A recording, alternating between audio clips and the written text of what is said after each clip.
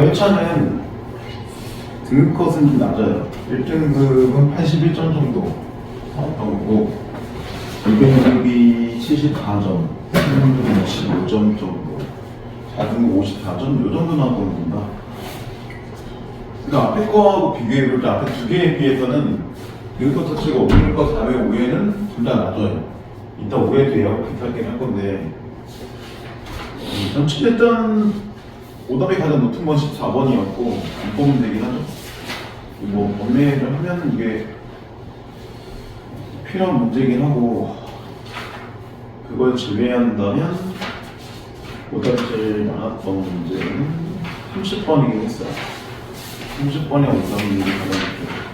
31번의 오답률도 비슷합니다. 그 두 개는 이게 뭐 조리개를 만져봤다고 해도 사실 유리할 수는 있는데 조리개 만질 일이 거의 없고 우리 실제로 핸드폰들은 카메라가 있지만 이렇게까지 조절하는 걸 안 하잖아요. 그러니까 이게 그런 거 만들 일이 없으니까 30번은 공식을 만들면 되게 쉬운데 일단 공식 만들 수 있는 시간 자체를 못 가졌다는 거죠. 공식은 되게 간단해요. 사실 단순한 사진 연산 문제니까. 그 다음에 뒤에 있는 그 44번의 오답률은 좀 높습니다. 좀 높은 편이고 그리고는 앞에 돌아오면 그 21부터 24에 해당되는 지문의 오답률도 높아요. 그러니까 22번이나 23번에 대한 오답률도 높아요. 실제로 그 당시 애들이 보면 이 지구의 지문이 제일 힘들었어요. 21부터 24, 그 다음에 28부터 33, 이 두 개 지문에도 시간 되게 많이 잡았어요. 실제로. 특히 21에서 24는 뭐 문제가 사실 3개나 마찬가지라고 되어 있지만 2개나 마찬가지는 어떻게 보면 2개 정도. 왜냐면 이제 복잡한데 22, 23, 이 2개의 문제고 24번은 번역 문제긴 한데 답들이 되게 멀리 퍼져 있어요. 그 23번 같은 경우도 그 문단 안에서 답을 찾아낼 수 있는 부분이 없기 때문에 실제로 시간 상당히 오래 걸리거나 그런 부분도 존재했습니다. 근데 얘는 문학 쪽보다는 비문학이 역시 갖고 보면 오답률 자체가 좀 높아요. 근데 그거와 상관없이 그 34번에 해당되는 걸 보면 고산지의 면학용가를 보는 거예요. 일단 이 작품은 중요작품이 합니다. 이제는 하도 많이 써먹어서 확률적으로 떨어지긴 해도 이 작품 자체가 연결되는 그 자연친화 계열들은 나올 수 있는 가능성이 상당히 높아요. 그래서 면학용가는 일단 해석을 한번 해드리긴 할게요. 문제를 직접 물어보고 문제를 주면 되고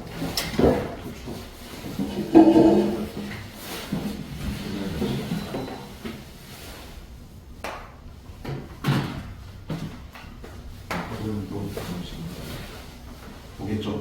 자, 일단 우린 그 4회차 보시면 되고 자, 4회차에서 질문할 거 있으면 해주세요.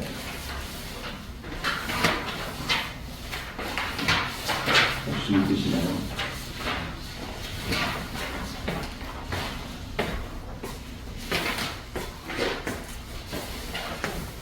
이게 다 맞았어요. 이게 다 맞았어요. 아픈 거야? 오, 다 맞았어. 네. 오, 이해했어.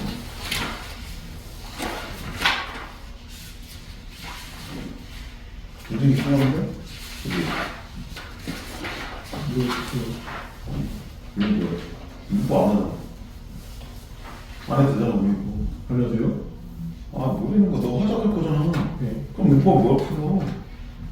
또 알다니까. 문법. 참. 그치? 하나 썼는데 문법 왜 풀려?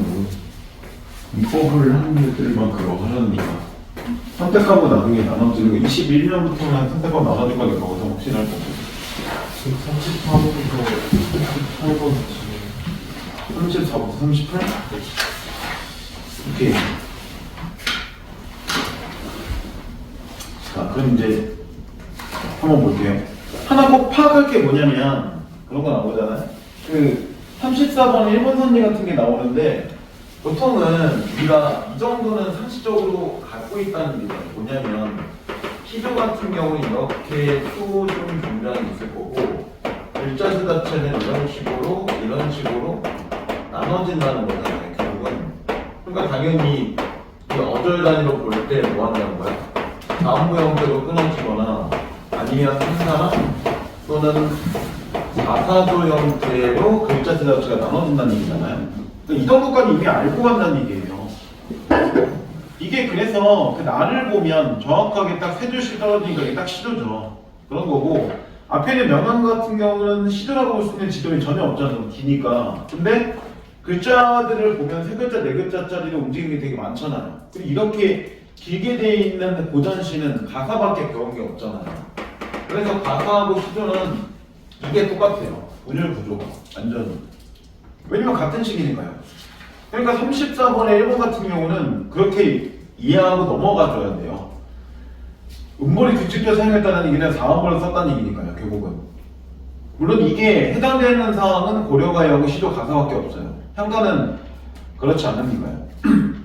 자, 그럼 가를 한번 볼게요. 해석은 실제로 다하고 남한하고 다른 필요한 것만 볼게요.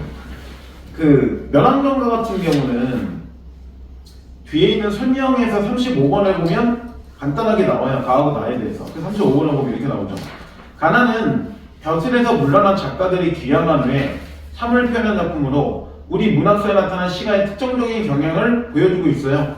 공통점을 찾을 수 있는데 무엇인지 확인해 볼까요? 근데 중요한 건 일단 공부는 나중에 봐도 이게 귀향 자체를 했다고 나온다면 이 사람들은 어디 있는가요? 일단 이렇게 습세 자체를 지향하는 삶을 살지 않은 사람들이죠. 저세대 위에 물러난 거니까 명예나 권력이나 그런 것과 연결된 걸 얘기할 일이 없어요. 보통 그러면 자기가 귀향을 했다는 건 어디 쪽으로 갔다는 거야?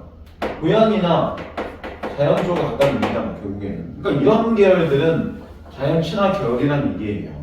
그 실제로 읽어보면 둘 다 자연 친화 계열이긴 한데 우리가 생각한 건 뭐냐면 자연에 있으면서 자연만 그냥 좋아할 건지 아니면 자연에 있으면서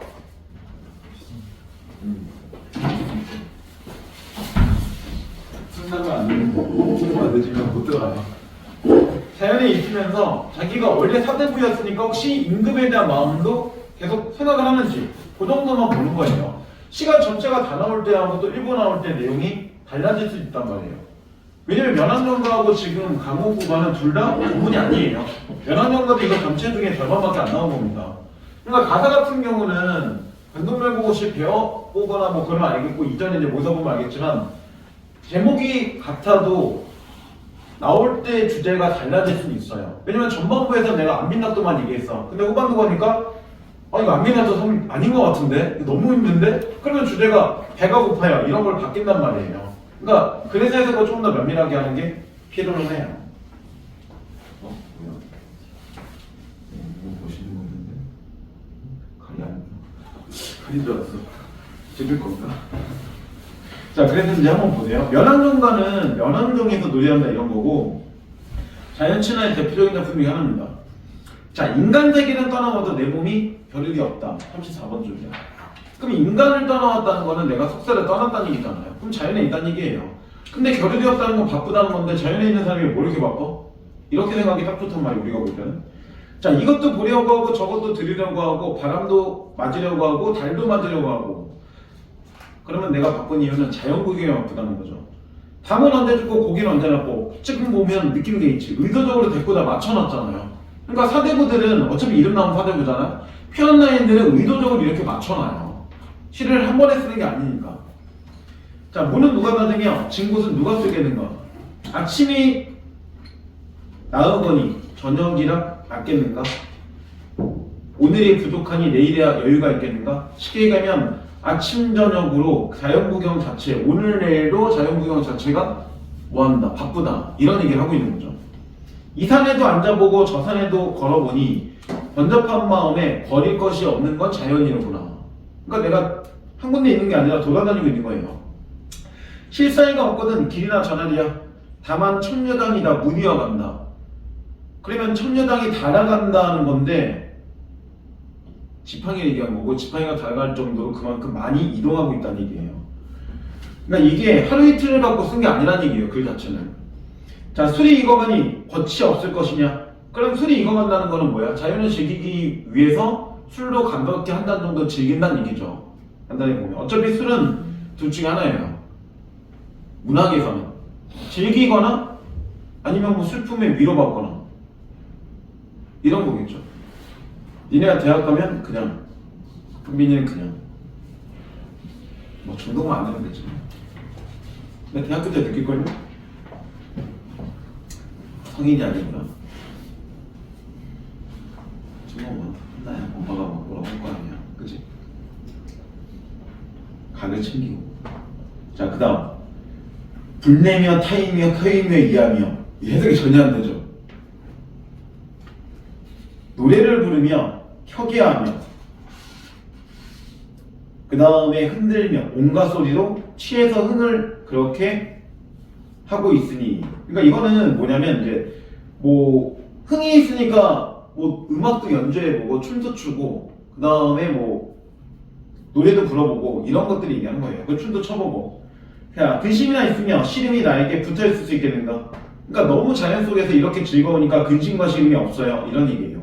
누웠다가 앉았다가 구부렸다가 폈다가 휘파람도 그렇게 불어봤다가 마음껏 놀고 있으니 천지는 넓고 해와 달이 한가하기만 느껴진다. 휴양을 모르더니 지금이 곧 그때 같다. 휴양 자체는 이전에도 몇 번 했지만 요승과 더불어서 태평시대를 얘기한 거예요. 가끔 나와요. 그래서 지금이 내가 뭐다? 그런 희왕의 태평성들을 누리고 있구나, 이런 얘기예요. 신선이 어떻던지 이 몸이 곧 신선이 된 것 같구나. 강산풍을 다 누리고 내백년을 다 누리면 악양유상의 이태백이 살아온다 한들 호탕한 마음이야 나보다 더할 것이냐? 이건 이제 뭐냐면 이태백이라는 사람의 과거에 뭔가 자연친화 관련된 시를 쓴 게 있는 건데 기본적으로 이 사람보다 내가 뭐 할까? 더 자연을 즐기고 있는 것 같아. 그냥 자기 혼자 비교하고 있는 거예요. 그럼 지금 중국의 고사 정도를 인용하는 게 몇 개 나오죠. 희왕이나 아니면 밑에 이태백이나 이런 걸 통해서. 여기까지만 보면 정확하게 자연친화인데 맨 마지막 한 줄에서 하나 들어가는 게 있죠. 이 몸이 이렇게 지나는 것도 임금의 은혜이다. 이렇게 되는 거예요. 그러면 얘는 전체 큰 라인 한 줄 정도를 제외한다면 자연친화가 되는 거고 마지막에 뭐가 있어요? 이런 임금의 은혜 자체의 감상 내용이 딱 한 줄에 있는 거죠. 이런 거예요. 만약에 맨 마지막 줄이 없으면 그냥 자연친화가 되는 거죠. 그렇게 되는 겁니다. 근데 여기는 그 후반부 쪽만 나온 거예요. 자, 그 다음에 강호구가 넘어가세요. 원래는 9개 전체인데 그 중에 3개 나온 거고. 자, 연하의 깊이 듬명, 약이 휴영이 없다. 이렇게 보면 이 사람이 무슨 병 걸린 사람 같잖아요. 근데 아까 분명히 보기에서 이 사람들은 자연의 귀향을 한 사람이니까 진짜 병이 걸릴 이유는 없어요. 실제로. 연하, 뭐 안개 노을, 깊은 곳에 병든 약이 휴영이 없다. 그래서 이게 진짜 병이 들었다는 걸 얘기하는 게 아니에요. 그러니까 자연을 뭐 사랑하는 방 이런 정도로 보는 게 맞는 거죠. 방후에 버려진 지 10년 정도가 되었구나. 그러니까 내가 귀향한 지 10년 됐다는 거고 이제다 못 죽음도 임금의 은혜이다. 그러면 삼수에는 바로 뭐가 나왔어요? 삼수에서 자연에 있으면서 임금의 은혜에 대한 얘기를 하고 있잖아요. 이렇게 내가 10년 동안 지내는 것도 어쨌든 임금이 나에게 은혜를 내서 이렇게 지낸 거 아니야? 이런 얘기 하는 거예요. 그 다음 오수.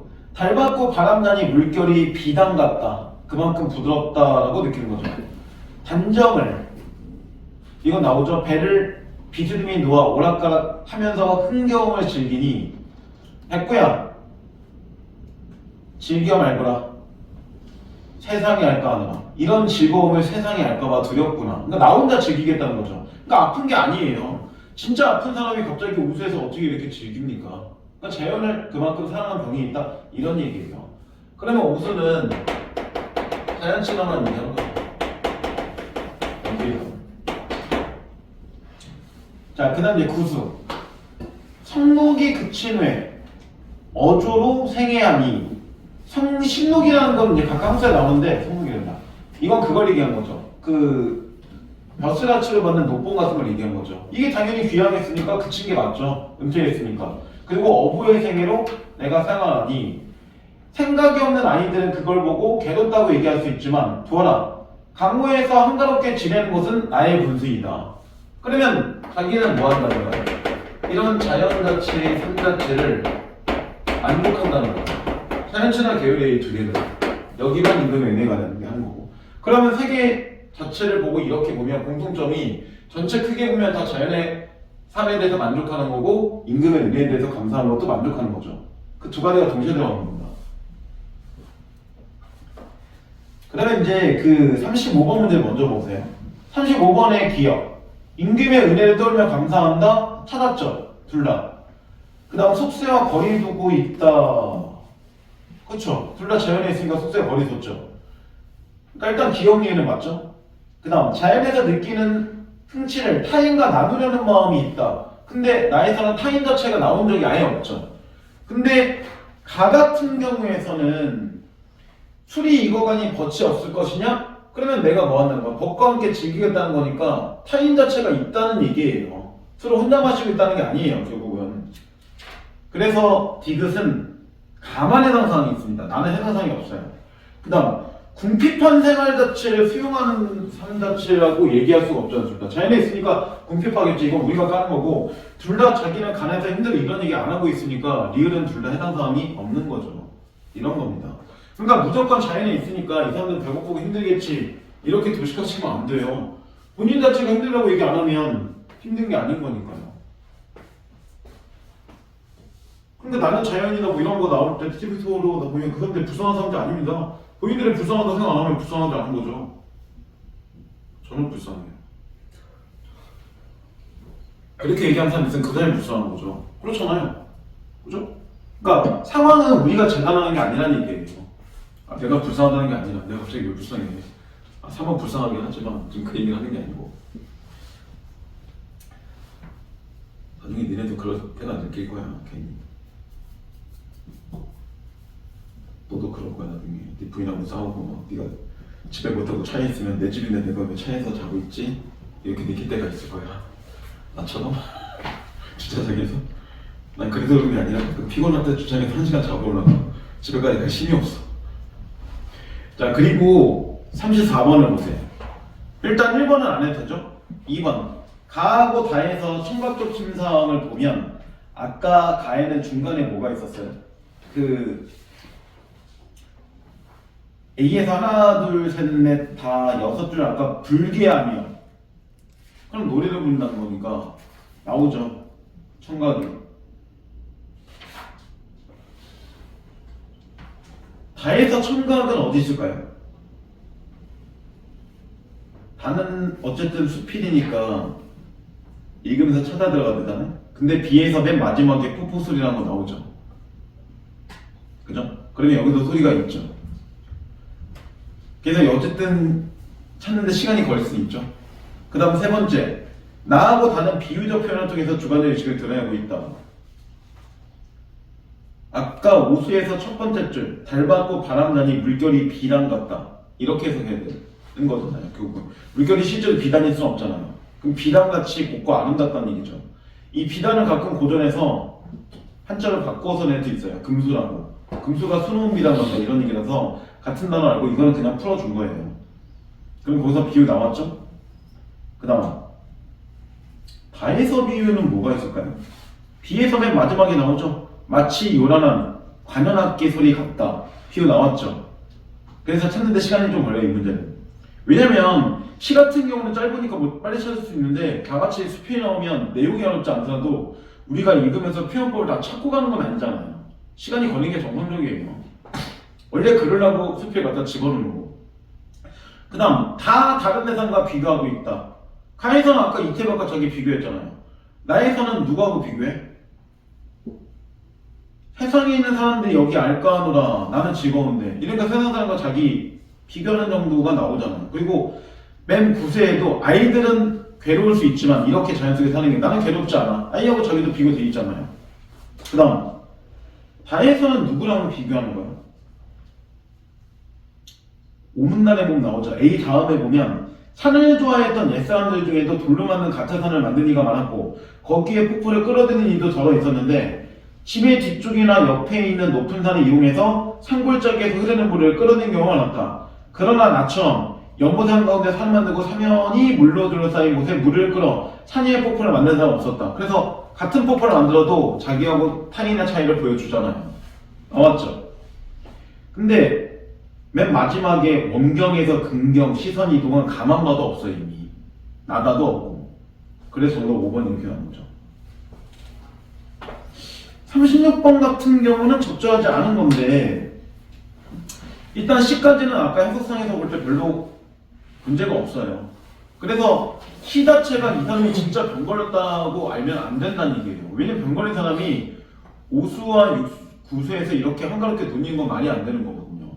그래서 그 관동묘 같은 거 배워보면 천석관 연화고지라고 해서 자연을 깊이 사랑해서 마치 병에 걸린 것 같이 자연을 사랑한다. 뭐 이런 정도의 의미도 있어요. 약간 물아저씨가 깊이 들어가는.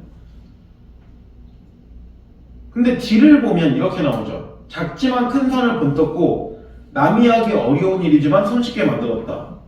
그러면 옛사람과 동일한 방식을 만든 게 아니잖아요. 다른 사람과 내가 다르게 만들었다고 지금 뒤 앞에서 이미 나왔고 그걸 확인하는 게 34번에 4번이었는데 그럼 연결라인에서 이건 뭐 한 거야? 옛사람들과 다른 방식으로 내가 뭔가 만들었고 그런 거에 대해서 내가 오히려 뭐 한 거야? 오, 잘 만들었어 이러고 있는 거잖아요. 같은 방식이 아닙니다. 같은 방식 비교할 때 실제로 두 사람 위에 있는 퍼포먼스 하나가 내가 만든 게 다르게 접근하고 들어가야죠. 기본적으로.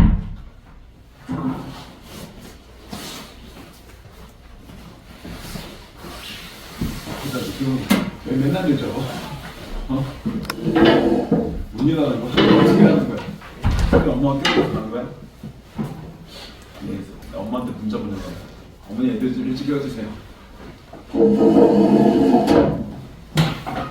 자, 그래서 이제 좀 일단 37번 이제 보세요. 37번은 고교청에서 가르검사한테 독자하지 않은 것을이라고 나오는데 조선시대의 사대부는 요산요술을 통해서 심미적인 가치를 추구하며 마음을 수양하는 걸 이상하고 생각했다. 그런데 아름다운 경치를 직접 찾기 어려운 사정이 있을 때는 물론 그 사정이 뭔지 모르겠죠? 그건 둘 중에 하나입니다. 정말 뭐 바쁘거나 정말 아프거나 이 둘 중에 하나겠죠. 자기 집 정원에 산을 건던 조형물인 석가산을 만들어 감상하는 경우가 있었다. 그 정도로 사대부들은 뭐 한다는 거야? 자연 속에서 뭔가 마음을 수양하는 걸 되게 많이 했다는 얘기죠. 이것을 하늘이 만들었던 사람이 만들었던 간의 본질은 같기 때문에 진짜와 가짜의 분별이 무의미하다는 의식과 관련이 있다. 이를 통해 사대부들은 석가산을 감상하면서 산의 진경을 찾는 것 같은 즐거움을 느낄 수 있고 삶에 대한 깨달음을 얻을 수 있다고 본 것이다. 4회차 37번입니다. 알겠죠? 그러면 1번에 볼 때 글쓴이는 노세에서 상가물을 직접 찾기 어렵게 되자 이게 바로 뭐 한 거야? 직접 찾기 어려운 사정을 얘기한 거잖아요. 그래서 석가산을 만들어서 감상하는 거겠죠. 그 다음 두 번째, 글쓴이 요산요술을 통해서 연구소 한가운데 석가산을 만들어 심리적 가치를 추구한 것이다. 실제로 그게 아까 네 번째 문단과 다섯 번째 문단에 연못 가운데 석가산 만들고 이런 게 나오잖아요. 그럼 이거 만들어 놓은 것 자체가 뭐 하는 거야? 자연을 즐기기 위한 거겠죠. 세 번째, 글쓴이는 산수화를 모아 감상하는 것만으로 산의 질경을 찾는 것 같은 즐거움을 느낄 수 없다고 생각하니까 뭐 한 거야? 이거 직접 만든 거잖아. 산수화라는 그림만 가지고도 자기가 질감을 느낄 수 있으면 뭐하러 이런 거를 만들겠어. 이걸 만든 이유는 산수화로는 자연 감상이 뭔가 부족하니까 만든 거겠지. 그 다음 네 번째, 글쓴이가 진가를 논하지 않고 자신이 좋아하는 것을 취하겠다고 강조하고 있는 것은 진가의 분별이 무의미하다는 식이다. 그게 방금 보기에서 하나, 둘, 셋, 넷, 다 여섯 번째 정확하게 나왔죠. 근데 마지막, 글쓴이는 석가산의 생물에서 비롯된 세 가지의 즐거움을 언급한 것은 석가산을 만드는 과정에서 고통과 깨달음을 통해서 자신을 비우는 사람들 설득하려고 하는 것이다. 근데 보기 어디를 봐도 이런 산을 만들고 감상하는 거는 자기를 위한 거지 다른 사람들 자체를 뭘 설득하거나 아니면 이거 자체가 되게 고통스럽거나 이런 게 아니란 얘기잖아. 그리고 그런 내용 자체도 실제로 여기서 없고요. 찾으려고 해도. 그러니까 결국은 누군가 설득하기보다는 이런 즐거움을 언급하는 것은 내가 이걸 만들고 감상하고 하는 게 진가 여부와 상관없이 너무 즐거워. 왜? 자연이니까. 이게 끝난 거잖아요. 정도 5번 나오죠. 그 다음 38번은 A와 B. 이거 사실 뭐 살릴 수 있는 게 별로 없어요. 그나마 살릴만한 게 5번 하고 4번 정도 해볼 때 물을 긍정적으로 보거나 물을 집안에 끌어들이는 과정은 나오지만 비대에 안 맞아요. 얘네들은. 그리고 3번 같은 계단은 눈에 보이는 소재니까 관념적인 게 아니죠. 관념적인 거는 추상적인 걸 얘기한 거고 반대로 궤도는 실제로 보이는 거니까 구체적인 소재가 되는 거죠. 추상의 반대. 그 다음 A에서 무슨 이 사람이 갈등합니까? 내적 갈등한 건 없습니다. 이거는. 그래 이번에 나는 A에서 한 행위로 인해서 B에서 같은 즐거움을 얻게 되었다. A에서 실제로 뭐하고 있어? 만들고 있죠. 그리고 B에서 그거를 즐기고 있잖아요. 그래서 B에 보면 B만 한번 봐보세요. A는 별로 내용 없지 않습니까? 자, 그런데 이곳의 물은 차고 맛있기 때문에 우리 집안의 이웃들이 아침 저녁을 마시니 입안에 맞다고 할 것이고 괴이한 들과 소나무, 잣나무 사이로 흘러서 두어자의 절벽 밑으로 떨어지며 맑은 기운이 푸른 선봉우리에 비쳐 밤낮 없이 바라봐도 실증나지 않으니 노는 데도 즐거움을 준다고 할 수 있다. 또한 고요한 밤에 잠이 오지 않을 때 베개를 베고 누워있으면 샤하고 쏟아지는 폭포 소리가 마치 요란한 관현악기 소리 같아서 귀를 즐겁게 한다. 이 소리 즐겁다는 얘기잖아요. 너무 좋아. 이런 거잖아요. 그러니까 정답 미국밖에 나올 게 없죠. 이런 겁니다. 스필도 고전이 나올 때는 해석이 그렇게 쉽지 않을 수 있어요. 하지만 조금 보는 건 필요하고. 자, 일단 이 집은 이렇게 하면 되고. 혹시 또 질문할 거 있나요? 21번부터 24번. 자, 이제 결정해야 돼. 이걸 볼지 아니면 28부터 33을 볼지. 근데 사실 두 개 중에 뭐가 더 어렵다는 건 없어요. 둘 다 비슷하고 사실 30번이 오히려 더 쉬울 수도 있어요. 왜냐면 간단하게 공식만 세울 수 있다면 되게 쉬울 수도 있는데 시간 안에 어쨌든 이 공식을 세우고 뭐 하는 것 자체가 그럴 수 있잖아요. 그죠? 에이 귀찮아. 그냥 제껴. 이럴 수 있잖아요. 그죠? 그냥 제낀 거잖아 이거. 이런 느낌이에요. 왜냐면은 사람이 끈기가 있잖아요. 끈기가 있는 애들은 30번 문제 맞춰가요. 31번하고. 이게 니네가 끈기 없다는 게 아니라 그 시간 안에 그런 끈기와 정신력을 잡고 연마하고 단련하는 것도 필요하다는 거죠. 이건 내가 안 풀어도 돼. 이런 마음을 먼저 먹고 있으면 당연히 끈기가 안 생기죠. 마음가짐을 그렇게 안 먹어야 되는 것도 필요해요. 그리고 시간이 오버되고 나중에 할 때 이런 거 있잖아요. 저 같은 경우는 그랬거든요. 틀리면 좀 짜증나요. 그러면 왜 정답인 거지? 한 문제 갖고 1시간씩 고민해보는 시간도 있었단 말이에요. 그게 국어가 아니긴 했지만 국어는 그래 본 적 없어요. 국어는. 근데 수학은 제가 거짓거리 많이 했단 말이에요. 물리하고. 답답하면 진짜 문제집 자체 그 공식들하고 연결되는 비슷한 문제들을 계속 그 모아서 다시 풀어보고 이런 문제 대비하고 이 짓걸 해본단 말이에요. 왜? 틀린 것 자체가 좀 불쾌하니까요. 그러니까 그런 마음이 있어야 성적이 올라가요. 그냥 틀렸는데 뭐 어쩌라고? 그러면 계속 틀리겠죠. 자, 어쨌든 20부터 24번에 해당되는 거는 24번 문제는 안 할게요. 이것만 안 해도 될 것 같고 나머지 문제들은 볼게요. 특히 강권은 22번이긴 해요. 22번은 해설을 봐도 느끼겠지만 굉장히 불친절한 느낌이 있어요. 니네가 볼 때. 이게 뭐야? 애들이 볼 때는, 그러니까 학생들이 볼 때는 그럴 수도 있겠다고 느끼기도 해요. 제가 볼 때는. 해설지 자체가 뭐 친절한 건 아니니까. 이게 21번은 쉬울 수도 있어요. 21번은. 자, 적절하지 않은 건데, 자, 알부민과 같은 단백질들은 기점하게 단답변질과 상당된 전환을 띠기 때문에 사고차곡적 어떻게 될 수 있다. 이렇게 나왔는데, 그럼 기본적으로 이 전환하는 거는 어차피 뭐밖에 없어요. 전환하는 거는 양전화 아니면 음전화밖에 없잖아요. 상반됐다는 거는 하나는 양이고 하나는 음이라는 얘기잖아, 분명히. 근데 지문을 보면 그렇지 않아요. 알부민은 뭐야? 전화가? 지문에서 볼 때? 음전화. 음전하죠. 근데 당단백질도 음전하죠. C 다음에 보면 대놓고 나오잖아요. 알파벳 C 다음에 그 세 번째 문단에 나오죠. 이는 알부민을 비롯한 작은 단백질들이 음전환을 띠는데 당단백질 역시 음전환을 띠기 때문에 감원을 하고 있다. 그러면 자체만 두 개 나온 거잖아요. 그러니까 이게 상반된 전환하는 말 자체가 모순이 있죠. 그러니까 정답 1번 C가 나와 이거. 정말로. 그런 거고.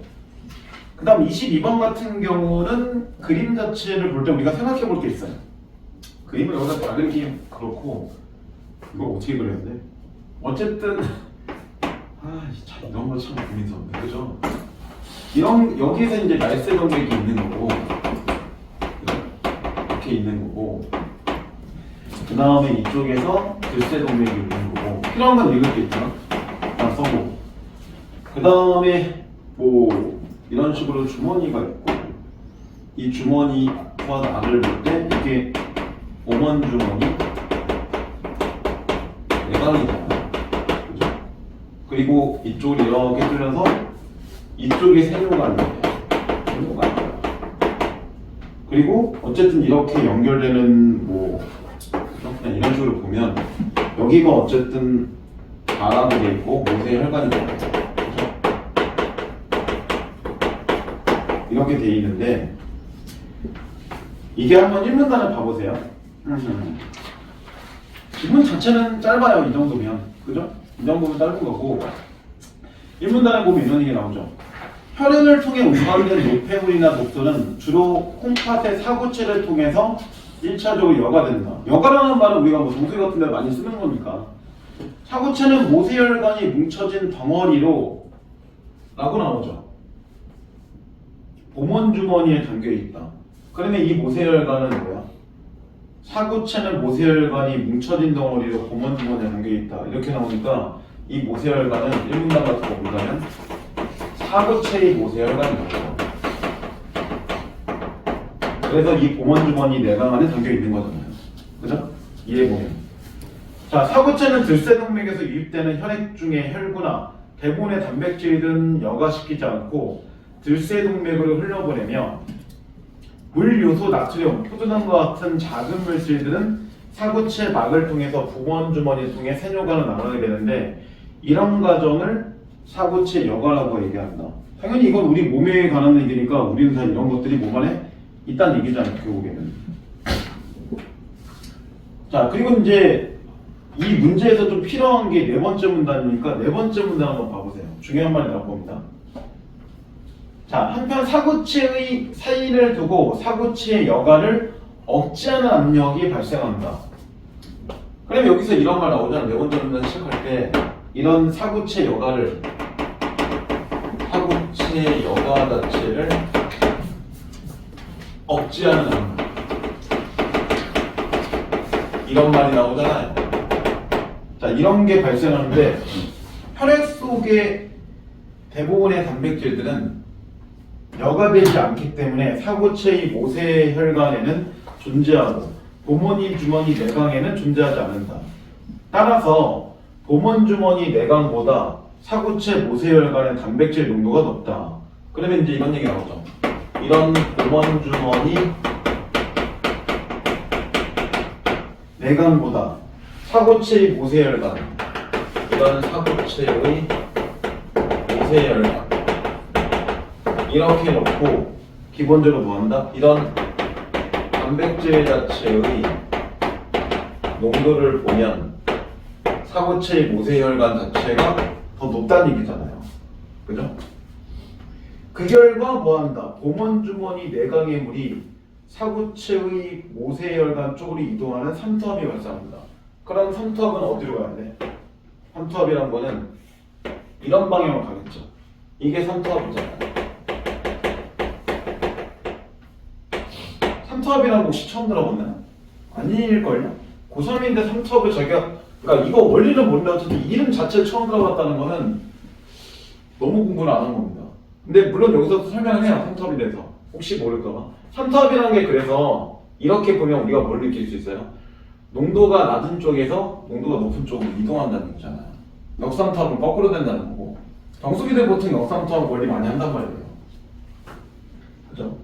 그래서 여기까지가 좀 필요한 게 있는 거고 자, 그 다음 이를 혈장 교제 삼투압이라고 한다. 근데 이 삼투압을 다른 말로 뭐라고 한다? 이렇게 얘기하죠. 혈장 교제 삼투압이라고 한다. 근데 이 두 개는 같은 말이죠. 그러면 결국에는 그리고 보먼주머니 내강에 도달한 여과에 의해서 보먼주머니 수압이 발생하는데 이런 얘기 나오죠. 그래서 이런 현상이 돼서 이런 보먼주머니의 수압 자체가 발생하게 되는데 이 압력은 보먼주머니 쪽에서 사구체 모세혈관 쪽으로 작용하기 때문에 그러면 이 수압과 연결되는 압력은 지금 뭐라고 했어? 보먼주머니 쪽에서 사구체 모세혈관 쪽으로 작용하기 때문에 여과를 발휘한다. 그럼 보먼 주머니 쪽에서 사고체 뭐가 쪽으로 이동하는데 이거 그대로 간 거잖아, 한탑대로. 근데 이 압력 자체는 분명히 뭐가 된다? 중량이 나오죠. 이 압력이잖아요. 결국은 여가 자체를 뭐 한다? 방해한다고 나오죠. 그래서 실제적으로 나오죠. 결과적으로 여가를 발생시키는 압력과 억제하는 압력의 차이가 실제 여가입니다. 여기서 얘기하는 실제 여가압이라는 건 뭐가 있는 거예요? 여가 자체를 이렇게 보면 발생시키는 압력이 하나 있고 그 다음에 억제하는 압력이 있고 쉽게 얘기하면 한쪽은 여가를 발생하는 거고 나머지는 억제하는 거니까 이런 말을 된다는 거잖아요. 그러니까 실제 여가이라는 거는 두 개의 어떤 균형을 준다는 얘기죠. 그 얘기예요. 그러니까 우리 몸에 있는 조절 과정 같은 거 얘기하는 거죠. 자, 이제 옥문단 얘도 같이 볼게요. 일단 좀 필요한 게 있어서. 자, 그럼 질환이 있지 않은 정상 상태에서는 혈장 교주의 산토압과 보머니 주머니의 수압이 크게 변하지 않는다. 그게 뭐야? 질병이 없는 상태를 했잖아요. 지금 질환이. 그러니까 이 상태는 균형 상태라는 거죠. 평상시에는. 그럼 역으로 얘기하면 몸에 문제가 있으면 이 균형이 어떻게 된다는 거야? 깨진다는 거지. 균형이 깨진다는 건 어느 한쪽의 힘이 더 커진다는 얘기가 되는 거겠죠. 그걸 얘기하는 거예요. 그러나 사고치 혈압은 동맥의 혈압에 따라서 증가하거나 감소할 수 있다. 그래서 이 같은 변동은 생명유지에 적합하지 않기 때문에 나왔죠. 분명히 이 힘의 균형이 깨지면 우리 생명유지에 적합하지 않기 때문에 그 얘기예요. 자가조절 기능에 의해 관리되는데 콩팥은 심장의 수축에 의해서 발생하는 혈압에 변동이 생기더라도 제한된 범위 내에서 사고체로 유입되는 혈류량을 일정하게 유지하고 자가조절은 주로 들쇠동력의 직경을 조절하면서 가능하다. 그러면 몸에 문제가 있을 때 몸이 자가조절도 어느 정도 할 수 있는데 그 자가조절이 안 되는 경우에 이제 뭐 하는 거야? 뭐 해야 돼? 병원 가야지. 그런 겁니다. 그러니까 우리 몸에는 기본적으로 어떤 거든 뭐 여기는 좀 다른 얘기가 항체같이 즉 항원이 돼서 항체로 반응하는 경우가 생기는데 그게 몸으로 뭔가 해결이 안 될 때 약 같은 거 쓰거나 병원 가거나 그런 거잖아요. 보면. 자, 근데 22번을 볼게요. 국어 문제예요. 이거 과학 시간 아닙니다. 과학이긴 하지만.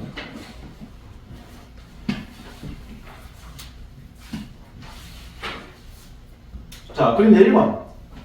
가에 있는 내피세포층의 구멍을 통해서 노폐물이나 독소가 빠져나갈 수 있다라고 나오잖아요. 가 자체는 모세혈관이죠. 모세혈관을 통해서 노폐물이나 독소가 빠져나갈 수 있나요?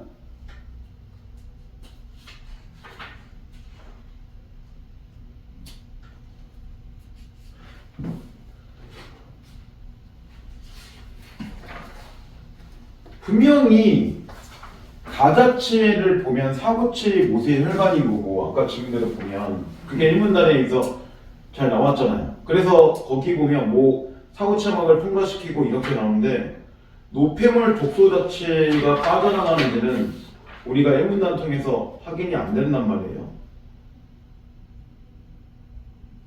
그러면 답이 1번일까요? 지원님 그럴까요? 이거는 노폐물이 빠져나갈 수 있다는. 신문단에서 이미 나오잖아요. 이런 거 빠져나갈 수 있다라고. 1차적으로 노폐물 독소가 콩팥의 사고체를 통해서 여과된다. 근데 사고체가 아까 볼 때 모세혈관의 사고체니까 사실 일문단 첫 번째 줄에서 읽은 거예요. 그러니까 1번은 정답 아니죠. 그래서 이 모세혈관이라는 게 사고체라는 걸 생각해보면 당연히 여기에서 노폐물 독소가 빠져나가게 만든 거죠. 그래서 일부러 사고체 모세혈관이라고 지금 적고 간 거잖아요. 1번 정답 아니죠. 두 번째, 가의 혈압이 콩팥의 자가조절 기능의 훼손으로 감소하면 실제 여가압이 감소할 수 있다라고 나오는데 가의 혈압이라는 것 자체가 모세혈관의 혈압을 얘기한 거잖아. 이 모세혈관의 혈압이 콩팥의 자가조절 기능 자체를 말 그대로 감소하게 되면 실제 여가압 자체 감소가 가능하다 이렇게 되는데 당연히 생각해보세요. 이거는 되게 상적일 수도 있는 게 콩팥 자체가 자가조절 기능이 훼손된다는 거는 중요히 아까 얘기했던 이 압에 분명히 문제가 생겼다는 얘기잖아요. 그러면 당연히 뭐 할 거야? 실제 여과압이 감소할 수도 있는 거죠. 왜냐면 두 개의 균형 자체가 깨졌으니까.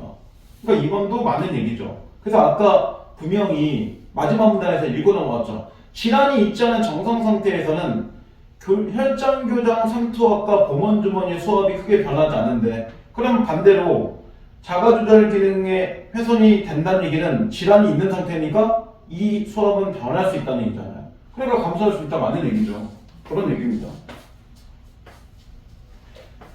그 다음 세 번째, 나이에 도달하는 보먼주머니 내강에 도달하는 여과액이 감소하면 실제 여과압 자체가 증가될 수 있다 라고 나오죠. 자, 나이에 도달하는 여과액이라고 나오는데 나 자체가 나온 게 보먼주머니 내강의 열압 얘기하는 거잖아요. 그러면 뭐랑 연결돼 있어? 아까 네 번째 문단에 여기 연결. 보먼주머니 내강하고 이게 나니까 이렇게 연결되잖아요, 두 개가. 그러면 여기에 실제로 여과액이 감소한다는 거는 이 형태를 볼 때 생각해 볼 게 있어. 나하고 연결되는 거를 볼 때 얘가 이게 발생해서 여과를 방해하는 거였잖아요, 아까. 그죠? 이렇게 연결되는 거니까. 그럼 3번 선지에서 한번 추론해 보는 거야.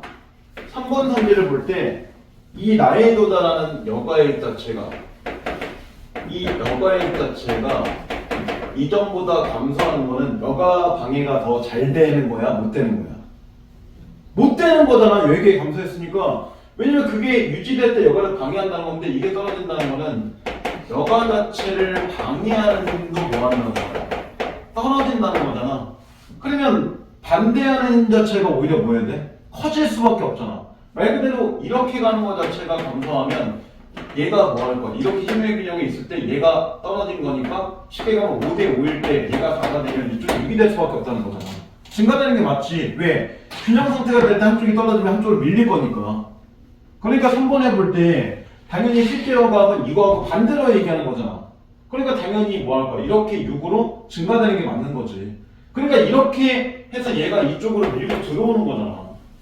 그러니까 당연히 이렇게 되는 게 뭐가 되는 거야? 이 실제 여과압이 증가하는 게 몸에 질환이 생기는 상태가 되는 거지. 그래서 이거 그림 자체를 그리면서 이렇게 설명하고 있는 이유가 있는 거야. 이렇게 안 해야지 이게 나올 수 있으니까. 어려운 게 아니라니까. 어렵긴 한도 기본적으로 생각해보면 할 수 있다니까. 자꾸 어렵다고 증가하고 하면 안 나와. 그래서 읽어낼 수 있어야 돼. 그래서 그림 자체를 사실 보는 것보다는 물론 그림 볼 거 중요하지만 말에서 나의 형태가 뭐고 이게 되면 뒤의 결과가 뭐가 되는가 이거 좀 생각하고 나가야 돼. 그래서 3번이 정답이 아닌 거죠. 이해됐죠? 자, 그다음 이제 네 번째.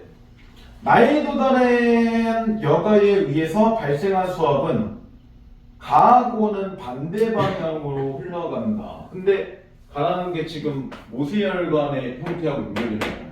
그죠? 반대 방향이 맞을까요? 나이의 형태에 도달한 여가에 의한 수압. 이거는 어디로 갈 거야? 모세혈관 쪽으로 가는 거잖아요. 그죠? 왜냐면 아까 네 번째 문단 마지막에 볼 때 이 보먼주머니 수압은 보먼주머니 쪽에서 상구체의 모세혈관 쪽으로 작용한다 라고 나오잖아요. 근데 가에 있는 혈압, 모세혈관은 아까 1문단을 볼 때 어디로 가? 얘는 보먼주머니 통해서 세뇨관으로 나가게 되는 거잖아요. 그럼 기본적으로 나 같은 경우는 이쪽으로 모세혈관 쪽으로 가겠지만 얘는 이쪽으로 해서 세뇨관 쪽으로 간다고 나오잖아요. 그러니까 나 같은 경우는 이런 쪽으로 가는 겁니다. 방향이 모세혈관 쪽으로 간다고 하니까. 근데 가 같은 경우는 세뇨관으로 가는 거니까 이렇게 간다는 얘기잖아요. 거꾸로. 그러니까 4번도 맞는 얘기가 되잖아요. 이렇게 되는 겁니다. 그럼 마지막에 5번. 농도 차이가 감소하면 실제 여가액이 왜 감소해요?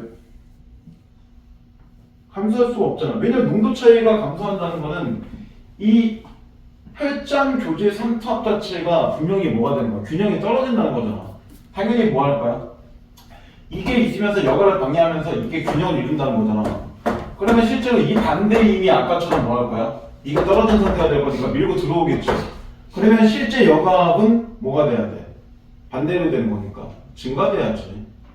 왜냐면 지금 5번 선지가 그래서 3번하고 연결되어 있단 말이야 문제가. 왜냐면 농도 차이가 감소한다는 것 자체가 결국은 이 혈장 교제의 삼투압 자체가 이것보다 덜 된다는 거거든. 그럼 얘가 덜 된다는 건 반대로 뭐 할 거야? 실제 여각이라는 거는 오히려 커지는 게 정상적이잖아. 3번하고 5번 선지가 연결되는 날이 있기 때문에 답이 5번밖에 안 나와요. 그래서 5번에서도 감소가 아니라 증가되는 거야. 대신 5번에 있는 것 자체를 그냥 해설집 보고 봐도 뭔 소리인지 모를 수도 있으니까 3번에 대한 이해가 선행이 돼야고 4번의 형태를 볼 때도 이 차이에서는 이렇게 되는 것과 이렇게 되는 압력 차이가 있는 거구나. 이것까지 이해해야지 5번 답이 나온단 말이야. 이렇게까지 봐야 되는 문제예요. 시간은 좀 걸려요. 문제 푸는데. 자, 그 다음 23번. 이 3번 같은 경우는 기억이라고 나오는 게 두 번째 문단 나오잖아요. 사고체 혈압은 동맥의 혈압에 따라 변화가 일어날 수 있지만 생명 유지를 위해서 일정하게 유지된다. 그러면 여기서 제일 중요한 게 뭐야? 혈압 자체가 생명 유지를 위해서 일정하게 잘 유지되는 상태하고 연결된 이유로 적절하게 되는 거를 찾으라는 거잖아요. 그죠? 근데 1번 같은 경우에는 들쇠동맥의 혈액 속도가 날쇠동맥을 통해 사고체 밖으로 나가는 혈액 속도보다 빠르다고 했는데 이건 지금 어딜 봐도 찾을 수가 없어요. 이런 말을. 그리고 들쇠동맥하고 이런 게 연결된 게 두 번째 문단에 있긴 하지만 두 번째 문단에 그 기억의 위를 보면 그냥 직경 차이에 관련된 게 많죠. 직경이 뭔지는 알죠 혹시? 지원이 혹시 직경이 뭔지 아시나요? 이 지원님들? 직경이 요새는 정말 잘 안 쓰는 말인데 지름을 예전에는 직경이라고도 써요. 그래서 한자어로 쓸 때는 이게 직경이 우리 한자어는 모르겠는데 어쨌든 직경이란 말 대신 요새는 지름이란 말을 거의 대체적으로 많이 써요. 같은 말에 나오게 되면 알겠죠? 그 둘레를 얘기한 거고 그러니까 한쪽은 구멍이 큰 거고 한쪽은 구멍이 작은 거고 그냥 이런 거 얘기하는 거예요. 근데 두 번째 보면 들쇠동맥의 직경이 조절되어 사고체 유입된 혈량이 일정하게 유지된다. 근데 생각해봐. 혈량이 일정하게 유지된다는 것 자체가 뭐가 된 거야? 혈압 자체가 일정하게 유지된다는 얘기잖아요, 결국에는. 그러니까 답이 2번밖에 나올 게 없죠. 왜냐면 기억 자체가 혈압에 관한 얘기를 정확하게 얘기하고 혈압의 유지를 얘기한 거니까 2번처럼 혈량이 유지된다는 것 자체가 혈압 유지와 그대로 연결되는 얘기니까요. 그리고 그 얘기가 사실 근데 어디에 있냐면 기억이 있는 게 아니라 마지막 문단에 나왔잖아, 아까. 마지막 문단에 이 다음에 볼 때 즉 콩팥은 심장의 수축에 발생한 혈압에 변동 생기더라도 제한된 범위에서 사고체 유입된 혈류량을 유지한다. 그 유지한다는 건 뭐야? 직경이 조절돼야지 혈류량 자체가 유지될 거잖아요. 그러니까 정답이 2번밖에 나올 게 없죠. 나머지 3, 4, 5번은 왜 안 되냐면 이거 자가 조절하고 아무 상관도 없는 얘기예요. 압력하고 상관없는 얘기고. 그래서 이게 맞다 그래도 이게 과연 혈류량 조절과 뭔 상관이 있는가를 따져보는 게 필요한 거죠. 우리는 이 지문에 있는 맞다 틀리다를 얘기하는 게 아니라 혈량 조절과 연결되어 있는 선지만 찾는 거니까요. 그런 겁니다. 오케이. 국민 자는 거 아닌지 잘 것 같은데. 됐어 안 했어? 다 했어?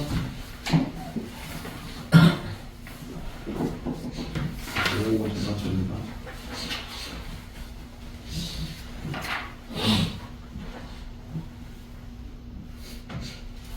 (30번을) 해야 되나? 그래서 하고 뒤에 문제 그냥 딴 거 좀 더 할까?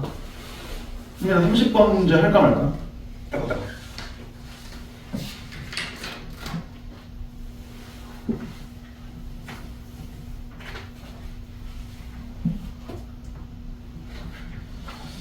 아, 30번은 보기는 해야 될 것 같은데 일단 30번은 볼게. 30번만 그냥 간단하게 볼게요.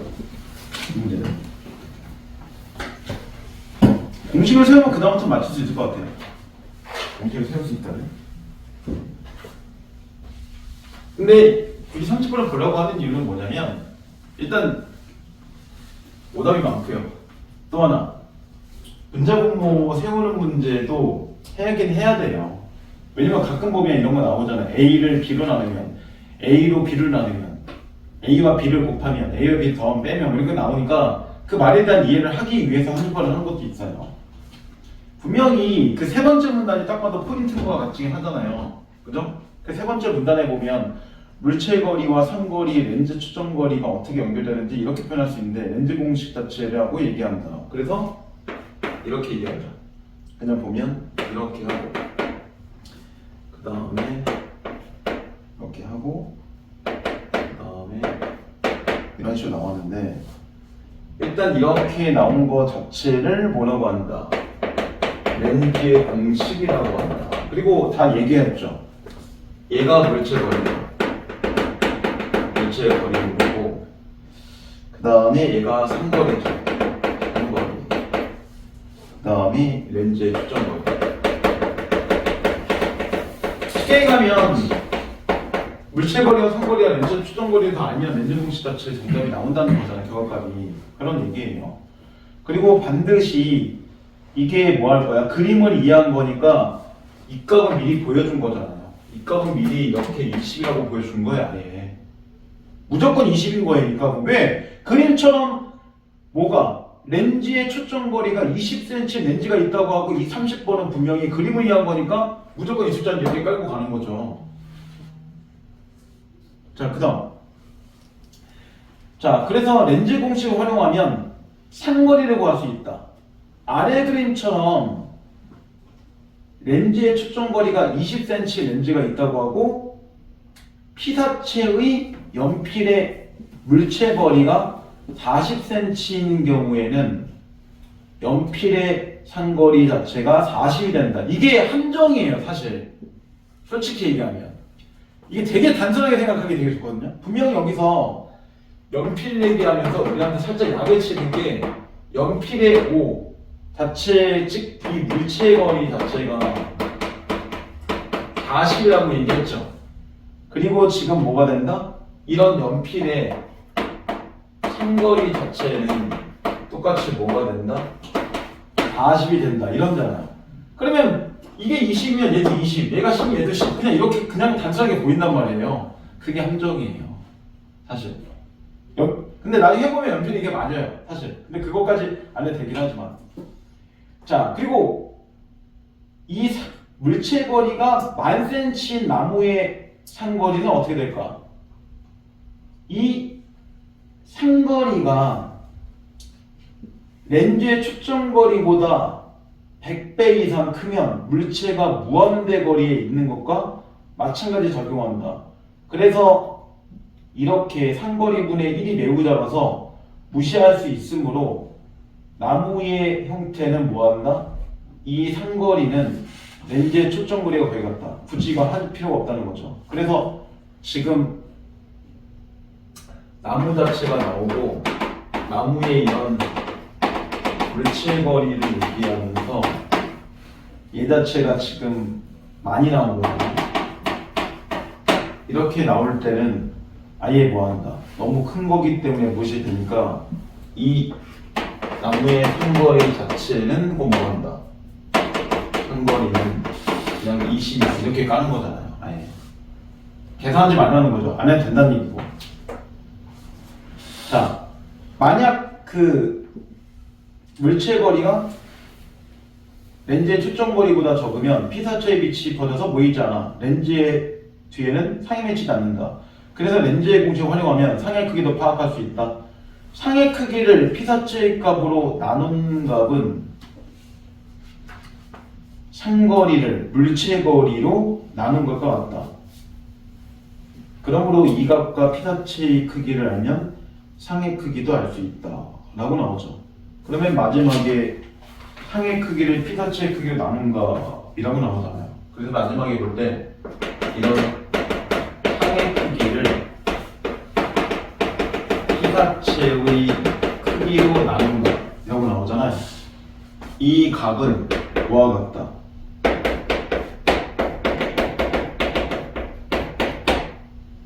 상거리죠. 그죠? 이 이렇게 써야죠. 상거리 자체를 뭐한다? 물체거리로 나눈 것과 같고. 그러면 여기 얘기하면 상거리하고 물체의 거리를 알면 상의 크기와 피사체의 크기도 안다는 얘기잖아요. 여기까지는 알고 가야죠. 왜냐면 그 설명까지 했으니까. 그러면 30번을 봐봐. 30번에 보면 연필의 상거리가 공의 상거리보다 더 크다고 나오죠. 그럼 이제 1번 선지만 해도 될 것 같아요. 일단, 그죠? 일단 1번 선지 보면 연필의 뭘 얘기하는 거야? 그냥 상거리다 쉽게 상거리가 공의 상거리보다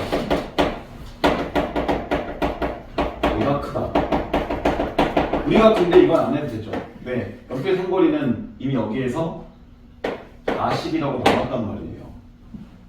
근데 공을 보면 지금 아까 보면 분명히 연필의 물체 거리를 가지고 상거리 자체가 44초 유지됐잖아요. 그러면 실제로 밑에 공을 보면 얼마 나왔어? 30 나왔죠. 그러니까 여기도 30인가라고 딱 보기가 되게 좋단 말이에요, 느낌상. 그러면 딱 봐도 1번 선지 맞네 하고 넘어가기가 되게 좋아요. 그렇게 넘어가면 문제가 있죠. 사실 왜? 분명히 이건 이러고 얘도 그럴지는 모르는 거니까요. 실제로. 그래서 얘는 30이 아니에요. 절대로. 해설치 보면 30하고 얘기가 안 하잖아요. 그러니까 정답이 1번일 수밖에 없어요. 실제로는 상거리가 얘가 더 작고 얘가 더 커요. 일단 그냥 기본 라인을 보면.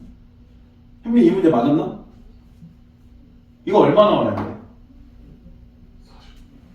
예? 이게 40 나와야 된다고요? 그럼 둘은 같은 건데? 같다가 되면 안 되는데? 60. 이건 60 나와야 되죠. 그리고 지원님 이해돼? 이해? 이거 틀리면 이해 못해 아직. 이건 계산해본 애들은 계산이란 말도 그렇지 어쨌든 산수하면 60이라는 숫자가 나와줘요. 기본적으로.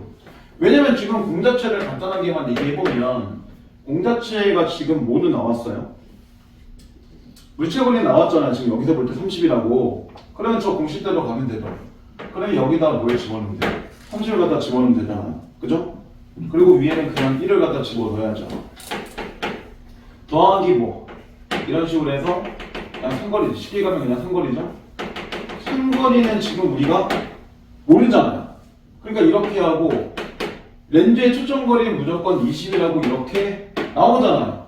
이게 끝이잖아요. 그럼 당연히 60이 나오는 게 정상적이잖아요. 여기가 그쵸? 이게 60이 나와야 되잖아요. 그러니까 당연히 실제로 뭐 할 거야? 이렇게 되는 게 맞는 거잖아요. 그러니까 공식 자체 별거 없다니까요, 이 문제가. 실제로 이렇게 해놓고 이거 다 얼마야? 이거 계산 못하는 사람이 있을까요? 이건 초등학교 6학년 때 문제잖아. 이제부터는 어차피 여기끼리 맞춰서 문제가 되니까 나올 수 있는 숫자가 60밖에 없다고요. 기본적으로 이런 문제야.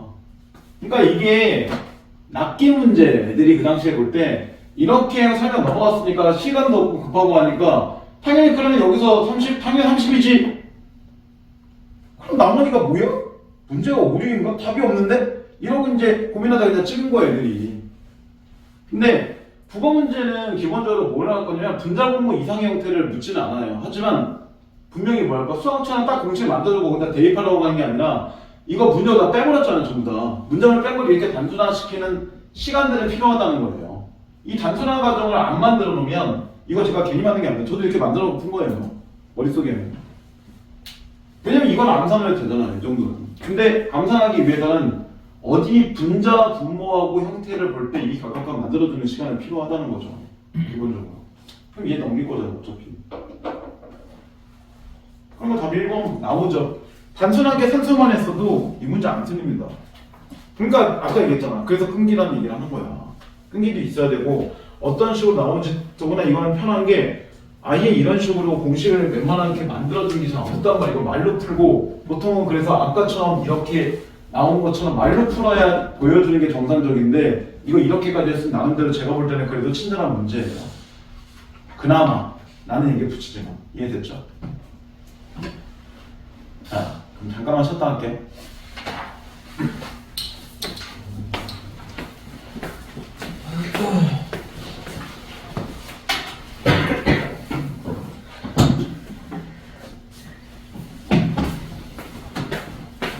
5강 같은 경우도 그러니까 2019년 3월 것도 등급컷은 비슷해요. 얘도 1등급은 82점 정도 나왔고요. 좀 나왔죠? 그다음 2등급이 73점, 3등급이 63점, 4등급 52점 이 정도 나왔던 거서 뒤로 가서 되게 떨어졌네요. 그죠? 심지어 52점까지도 다른 게 나왔으니까 그런 거고. 오답률이 제일 높았던 거는 19번이었어요. 네, 19번은 오답률이 제일 높고요. 19번 일단 그렇긴 합니다. 네. 19번을 틀린 애들은 20번도 잘 틀렸어요. 보통 두 개 문제가 좀 연결 라인에 있기 때문에. 근데 16번, 17번, 18번은 별로 어렵지 않아요. 그래서 이 두 개, 세 개는 오답률이 상당히 낮지만 19, 20의 오답률은 좀 높습니다. 그리고 좀 오답 높았던 게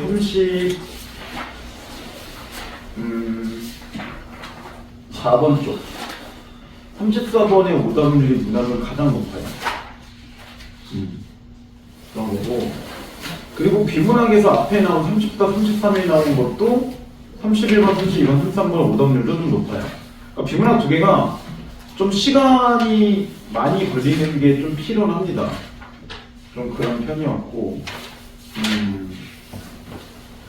그리고 24번에 대한 오답률도 높아요. 24번은 산수를 잘못한 느낌인데, 이거는 애들 낚이는 문제. 그래서 얘도 보면 비문학의 오답률이 좀 높아요. 전체적으로. 그러니까 보면 문학의 오답률은 아까 고지문 하나 정도, 김재현 정도가 높고 그러긴 한데, 사실 뒤에 있는 뭐 30부터 40에 나온 고전시도 해석이 그렇게 쉽진 않아요. 그죠? 그 삼민육과하고 유산과도 아까 나온 자연친화 계열에서 보면 해석이 그렇게 쉬운 작품은 아니긴 합니다. 그래서 이것도 시간 자체를 가지고 1등급 애들이 못 풀었어 다. 제대로. 일단 애들 생각할 때, 그리고 그 당시 애들이 뭐였냐면 19번 문제하고 20번 이런 건 사기 아니냐, 좀 너무하지 않냐, 이런 반응이 했는데 얘네들이 너무한 거겠죠? 그런 입장이었어요. 간단하게 총평 이렇고, 자, 질문한 문제 있으면 해주세요.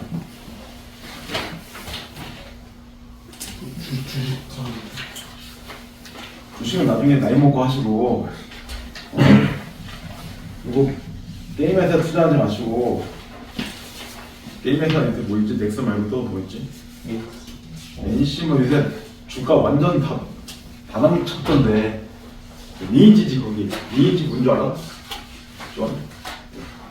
니인지 알아? 니인지? 나도 몰라. 우리 아저씨들이 많이 했던 게임이었는데 나는 아저씨가 아니라 니인지도 모르겠는데. 재작년만 해도 거의 지금보다 2배 이상 뛰었던데 지금 거의 부도만 하는데 반등 요소가 없대요. 그래서 지금 대대적으로 직원들 정리하고 있죠. 거의 1000명 가까이. 주식은 모르겠어요. 전 주식은 안 하죠. 뭐 주식의 느낌은 모르겠는데 뭐 너무 많이만 하면 괜찮지 않을까? 근데 이거 뭐 할까요? 24번, 23번 두 개 다 해야 될까요? 네. 자, 그 23번, 24번 두 개를 한번 봐볼까요? 하고, 선민아 앞에 혹시 19번 문제 맞았어? 20번하고? 19번은 틀렸어요. 19번은 틀렸어? 그렇군. 내가 물어봤어. 지원이는 다 맞았겠지? 오, 이따 지원이 시켜봐야지. 19번 너랑 같이 해봐야지. 자, 뒤에 넘겨보세요. 지금 제가 연결했잖아요. 자, 22번, 3번, 4번 해결 볼게요, 한번. 22번은 그 알쓸 내용이랑 적자를 아는 건데, 이건 그냥 전화만 볼게요. 그걸 걱정 안 하니까. 자, 4번의 주식계산은 수권자본금의 한도 내에서 채권자에게 채무 이행을 할 의무가 있다 라고 나오잖아요. 근데 수권자본금이라는 게 어디에 나와? 정확하게 두 번째 문단의 중간 정도에 나오죠.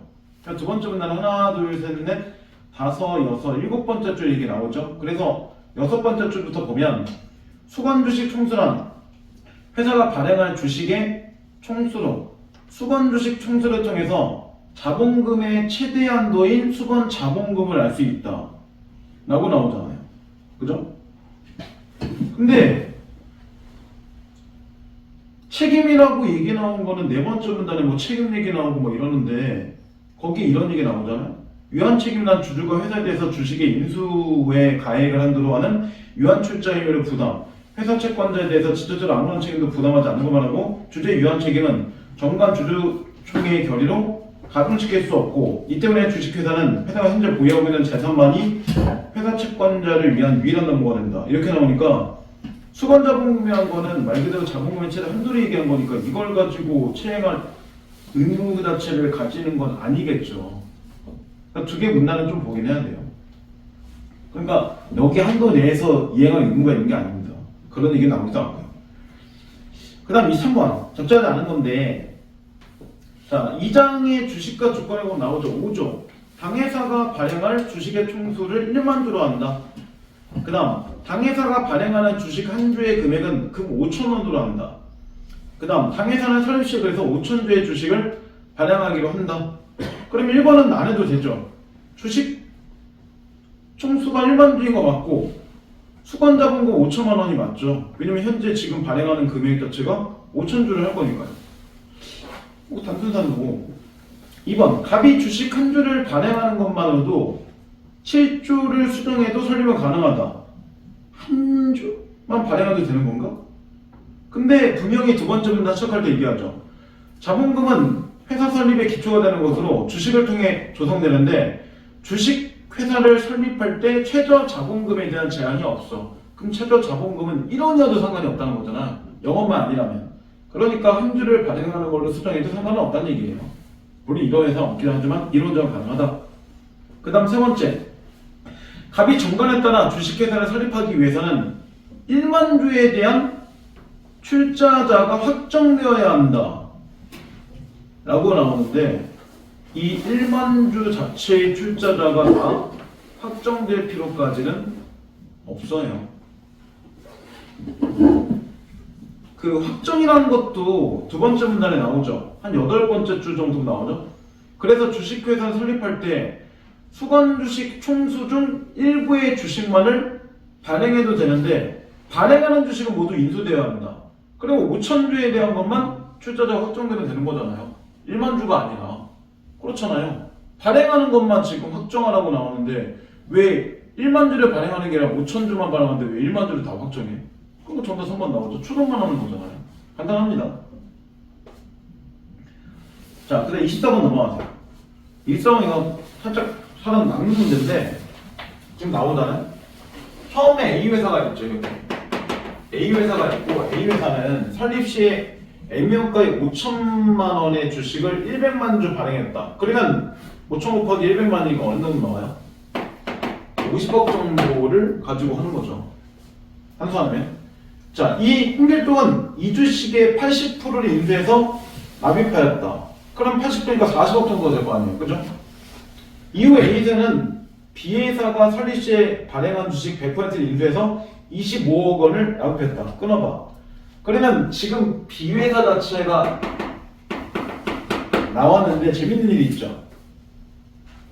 이 B회사는 A가 주식의 100% 자체를 인수했어요. 그러면 이 B회사의 설립자금 어디서 나온 거야? 이 50억 안에서 나온 거죠. 그렇잖아요. 그죠? 그래서 25억 원을 납입했으며 B회사는 C회사가 설립할 때 주식을 해서 15억을 납부했대. 그러면 C회사 자체가 생겼을 때 지금 뭐라고 나왔어? B 자체가 주식의 100% 인수 뭐 이렇게 나오잖아요. 그죠? 그러면 실제로 이 돈도 어디서 나온 거야? A회사 나온 거죠. 결국 다 A회사 나온 거예요. 그러니까 여기서 50억이 나온 상태에서 여기서 25억이라는 말 나오고 여기서 10억이 나온 거니까 실제로 여기에서 이거 더하기 해서 이 정도 금액이 있나 보다고 생각하기 딱 좋지만 그게 아닌 거죠. 왜? A 자체가 전부 다 이 주식을 사는 거니까 50원에서 움직인 거고 B회사도 결국 A가 똑같은데 얘가 했다는 거는 결국 이 돈에서 움직인 거니까 그냥 돈이 흘러져 버린 것 뿐이에요. 다. 자, 그 다음 나오죠. 이후 C회사는 A회사의 주식 10억 원치를 액면가액으로 사들였다. ABC는 회사를 돌려가며 출자를 반복해서 자본금에 대한 원칙을 위배했다. 왜? 부풀렸잖아요 지금. 어차피 50억 안에서 보고 드는 건데 그 얘기예요. 그러면 지금 봐봐. C회사가 갖고 있는 돈 안에서 움직였으니까 만약 A 회사 안에 있는 돈으로 B하고 C가 움직이고 있는 거잖아요. 그러면 얘는 파산해도 상관없고 얘는 파산해도 상관없죠. 얘가 파산하게 되면 다 문제 생기죠. 그러니까 1번처럼 A 회사가 파산하면 C의 이해 관계자가 피해를 보는 상황이 발생하는 게 정상적이에요. 왜? A가 결국 투자하는 계획이니까요. 그 다음 B가 부도나면 A의 자본금이 손실 있는 게 맞겠죠. 왜? 이 50억의 숫자에서 25억을 가지고 만든 거니까 부도나면 25억 손해보는 거잖아요. 그 얘기예요. 세 번째, A 회사의 주주인 홍길동이 B하고 C의 영향력을 행사할 수밖에 없는 게 어차피 A 회사가 B의 모든 주식을 갖고 있는 거고 어차피 A 회사가 C의 모든 주식을 갖고 있는 거랑 마찬가지잖아요. 그러니까 얘가 얘를 인수했다고 해도 어차피 이돈 나온 거니까 A는 B하고 C의 둘 다 영향력을 가지는 게 맞아요. 이 안에서만 도는 거니까. 그 다음 네 번째, C회사의 설립 시 발행한 주식의 80%를 B회사가 인수했더라고 해도 C회사 설립 시의 자본금이 달라지지 않겠군요. C회사 설립 시 발행한 주식의 80%를 B가 인수했더라도 C회사 설립 시 자본금은 왜 달라지지 않을까? 그리고 그 자본금은 얼마일까?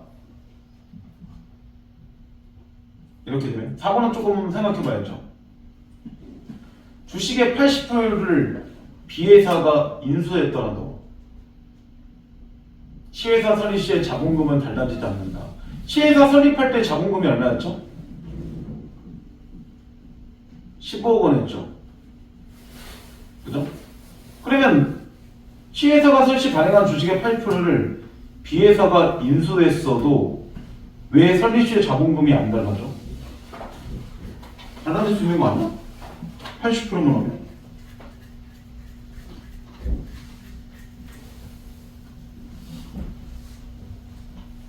세 번째 문단에 나오죠. 세 번째 문단을 보면 이런 얘기 나오잖아요. 주식은 자본금을 구성한 단위로 주식회사는 주식 발행을 통해서 다수의 사람들로부터 대량의 자금을 끌어모을 수 있다. 주식은 주식시장부터 자유롭게 양도되는데 양도가 뭔지는 알죠? 사고 파는 게 가능하다는 얘기잖아요. 주식회사가 액면가액을 표시한 액면 주식을 발행할 때 액면 주식은 그 금액이 균일해야 하며 1주의 금액은 100원 이상이어야 한다. 그러니까 이 정도 금액이 안 되는 회사는 주식회사를 세울 수 없다는 거죠. 물론 한 주의 금액이 100원 이상이라는 얘기가 나온다는 거는 최대치의 값은 없어요. 한 주가 1억이 될 수도 있다는 거예요. 자, 주식회사가 발행한 액면 주식의 총액은 주식회사 설립 시 출자자가 주식을 인수하여 납입한 금액의 총액과 같다 라고 나오죠. 그러면 4번처럼 얘네가 주식의 80%를 B회사가 인수했다 하더라도 C회사 설립할 때의 자본금 자체가 뭐 할까요? 여전히 그냥 15억일 수밖에 없잖아요. 그러니까 동일한 게 정상적이죠. 자본금 안 달라집니다. 기본적으로 달릴 필요도 없고.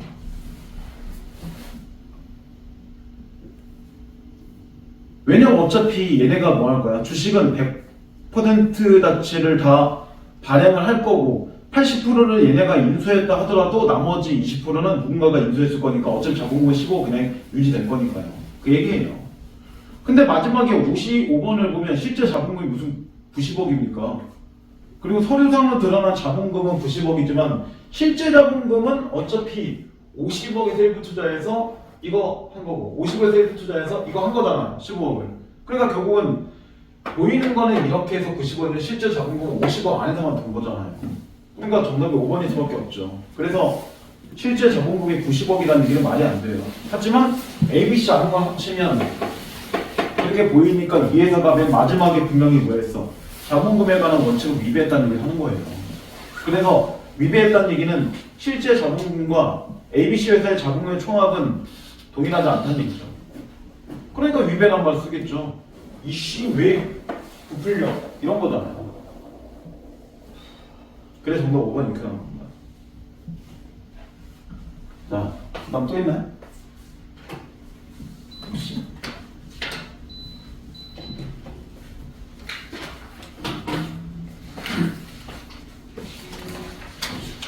이것만 하면 될까요?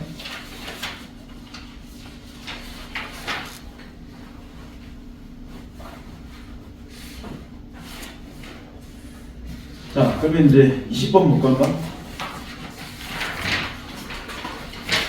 20번을 먼저 보고 29번을 필요만 볼게요. 각자 질문 한 번씩 해볼까요? 20번은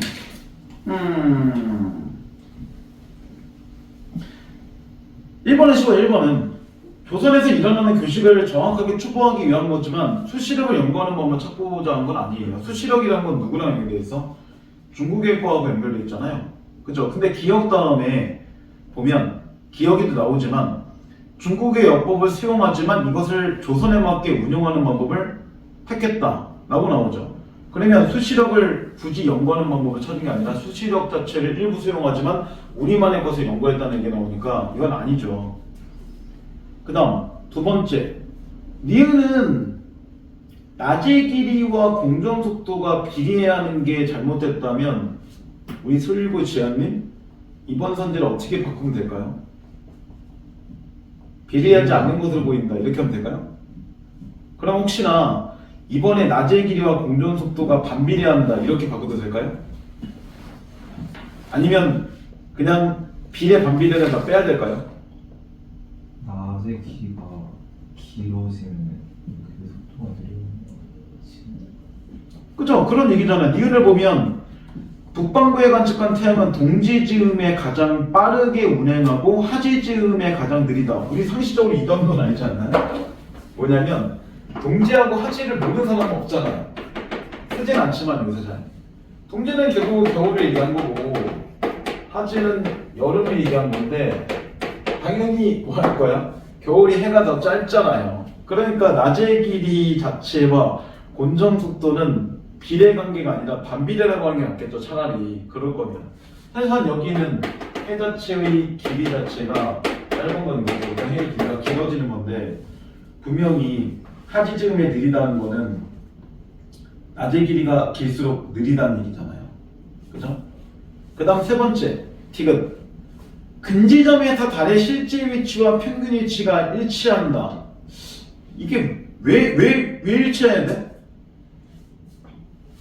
지금 달이 지구와 가장 가까이 위치할 때인 근지점에서 지질차의 값을 0으로 간주했다.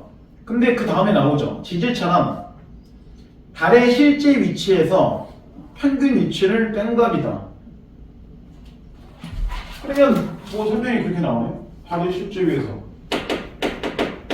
달의 실제 위치에서 평균 위치를 뺀 값. 위치 자체를 뺀 것. 이거 자체가 지질 차이다 라고 나오죠. 그리고 실제로 지질값 값이 지금 0이라고 나왔잖아요. 디귿에서 얘가 0이 나오려면 뭐 해야 돼? 여기 두 개 숫자가 같은 거 나와야죠. 무조건. 그죠? 뭐 똑같이 1이 나오든지 똑같이 2가 나오든지 이럴 수밖에 없잖아요. 그래야지 0이 나올 거 아니에요. 그러니까 3번에 일치하는 게 맞는 거죠. 이렇게 되는 겁니다. 그러니까 이거는 디귿 다음을 봐야죠. 이렇게까지 봐야 되는 거니까요. 답은 그래서 한번 나와요. 그 다음 네 번째. 현빈아, 질차는 왜 양의 값이고 지차는 왜 음의 값이야? 일단 4번이 잘못됐다는 건 두 개가 설명이 바뀌었다는 얘기잖아. 이걸 설명해봐. 라고 하면 할 수 있나요? 4번까지 안 보아가지고. 예? 네. 예? 네. 예? 뭐라고요? 20번에 1, 2, 3번 보고 딱 체크해가지고. 아, 그렇구나. 그럼 지금부터 4번 보면 되겠네. 그죠?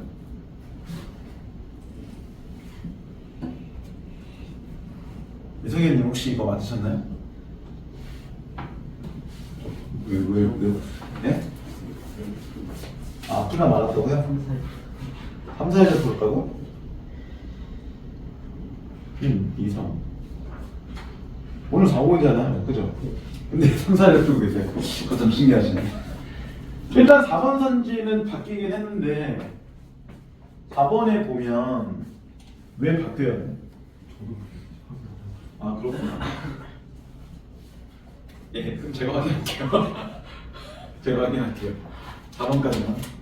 자, 질차는 이게 나와 있는 게 이런 설명이 있잖아요. 그 지문에서 보면 리을 해볼 때 이렇게 나오죠. 리을 자체를 보면 리을까지만 봐볼게요. 그래야지 이거 좀 필요한 게 19번이 사실 필요해서 지금 4까지 보는 거예요. 왜냐면 19번이 리을과 미음까지를 같이 봐주고 움직여줘야 되거든요. 그래서 지금 4번 보고 있는 거죠, 사실. 19번 때문에. 즉 질차라는 거 자체가 나오고 지금 직차라는 게 나와주는데 지금 4번 선지에서는 이 질차가 음이고 질차가 양이라고 되어 있잖아요. 그죠? 근데 이걸 보기 위해서는 사실 어딜 봐야 되냐면 네 번째 문단 전체 다 봐야 돼요. 네 번째 문단은 내가 천천히 한번 볼게요. 그러면 이따 19분 때 네 번째 문단 안 봐도 되죠? 자, 지구는 태양과의 거리가 가장 가까운 근위점에서 긍정 속도가 가장 빠르다. 그러므로 북방에서 간직한 태양은 동지지음에 가장 빠르게 운동을 오고 한지지음에 가장 느리게 운동을 합니다. 이건 읽었습니다. 그래서 7점창 뇌편은 근일점과 동지가 동일하다고 보았다. 즉 동지와 하지에서 태양의 실제 위치가 평균 속도로 운행한 태양의 위치와 일치한다고 설정한 것이고 그래서 동지에서 하지를 0이라고 하고 하지부터 동지 사이를 축이라고 한다. 그래서 0추차는 태양의 실제 위치에서 평균 위치를 뺀 값이다. 한번 끊어볼게요. 태양 끊었으니까. 그러니까 여기서 이런 게 나오잖아요. 태양의 실제 위치 이런 실제 위치에서 평균 위치 자체를 뺀 값을 뭐라고 합니다? 0축의 빼기라고 얘기합니다. 라고 나오죠. 그래서 0차는 양의 값이고 이 0은 양의 값을 얘기한다고 그 다음 축은 뭐한다? 음의 값을 얘기한다 라고 나오죠. 그리고 실제로 지금 동지에서 하지를 0 그러니까 0이라고 얘기하는 거는 동지와 하지의 하지를 0이라고 하고 그 다음 이 축이라고 하는 거는 하지에서 동지하고 연결되는 거예요. 자, 그러고 나서 달이라고 나오죠. 달 역시 지구와 가장 가까울수록 빠르게 움직이는데 그래서 달이 지구와 가장 가까이 위치할 때 근지점이 지질차의 값을 0으로 간주했다.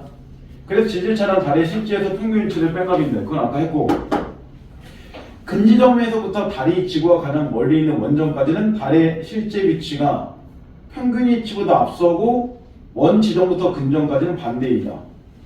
그러면 지금 나오죠. 리을에서 달의 실제 위치가 평균 위치보다 앞서면 질차라고 하고 뒤처지면 지차라고 합니다.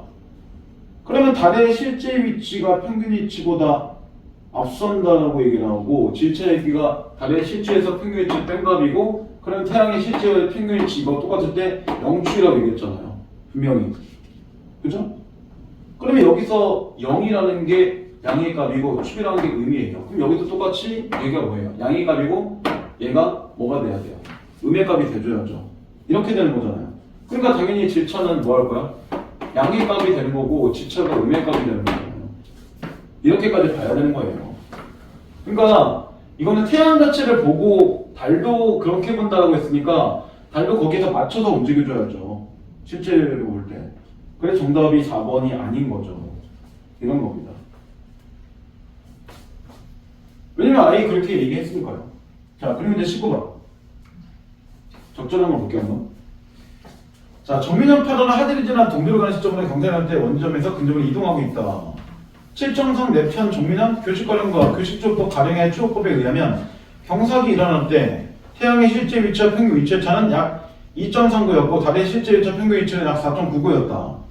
라고 나오죠.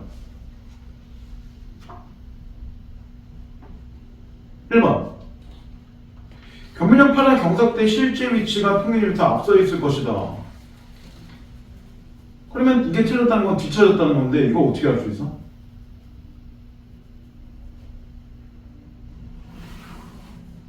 하지에서 동지로 가는 하지에서 동지로 가는가?